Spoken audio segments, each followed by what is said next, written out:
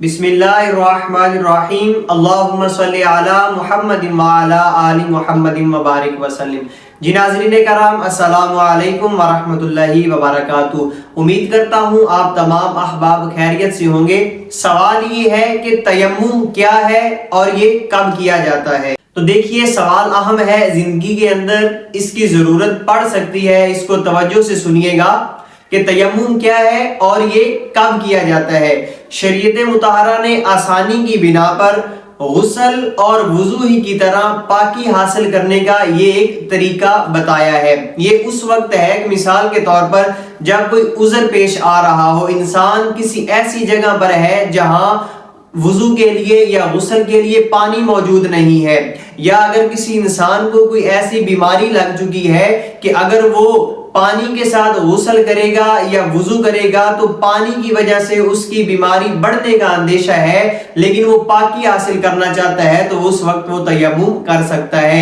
یعنی مجبوری کی بنا پر شریعت مطہرہ نے آسانی کرتے ہوئے یہ ایک طریقہ بتایا ہے کہ اگر تمہیں کسی بنا پر مجبوری یا عذر پیش آ رہا ہو، اگر وضو یا غسل کرنا چاہتے ہیں لیکن پانی موجود نہیں ہے تو تیمم کر کے پاکی حاصل کر سکتے ہیں۔ اب یہ ہے تیمم۔ اب تیمم یہ کب کیا جاتا ہے اور تیمم کا طریقہ یہ ہے کہ سب سے پہلے اس کی نیت کی جاتی ہے۔ نیت آپ دل میں بھی کر سکتے ہیں، مثال کے طور پر وضو یا غسل جیسی پاکی حاصل کرنے کے لیے میں نیت کر رہا ہوں، اور اگر زبان سے بھی کہہ لیں تو ٹھیک۔ زبان سے اگر آپ کہہ لیں تو اس کا طریقہ یہ ہے کہ میں بے وضی یا بے غسلی یا دونوں سے پاکی حاصل کرنے اور نماز جائز ہونے کے لیے تیمم کرتا ہوں، اور پھر بسم اللہ پڑھ کر آپ نے آگے طریقہ استعمال کرنا ہے۔ وہ میں طریقہ آپ کو بتاتا ہوں کہ جس طرح مثال کے طور پر یہ دونوں ہمارے ہاتھ ہیں، زمین کی کوئی بھی جنس ہو، مثال کے طور پر پتھر ہے، اینٹ ہے، یا دیوار ہے، یا کوئی ایسی جگہ ہے جہاں پر مٹی ہے،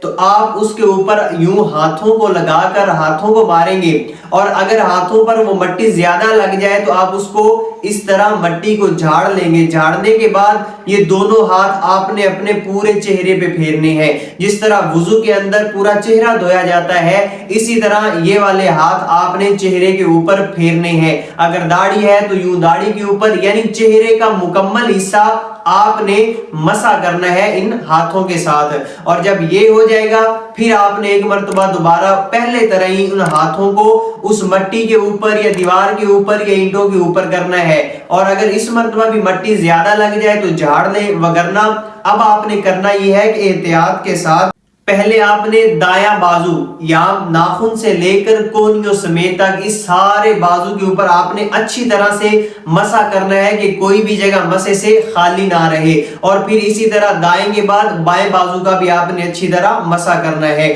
اب اس کا آپ کو طریقہ یہ سمجھ آ گیا ہوگا کہ پہلی مرتبہ آپ نے اپنے مکمل چہرے کا مسح کرنا ہے اس مٹی والے ہاتھوں کے ساتھ، اور پھر دوسری مرتبہ آپ نے دائیں بازو کا اور پھر بائیں بازو کا۔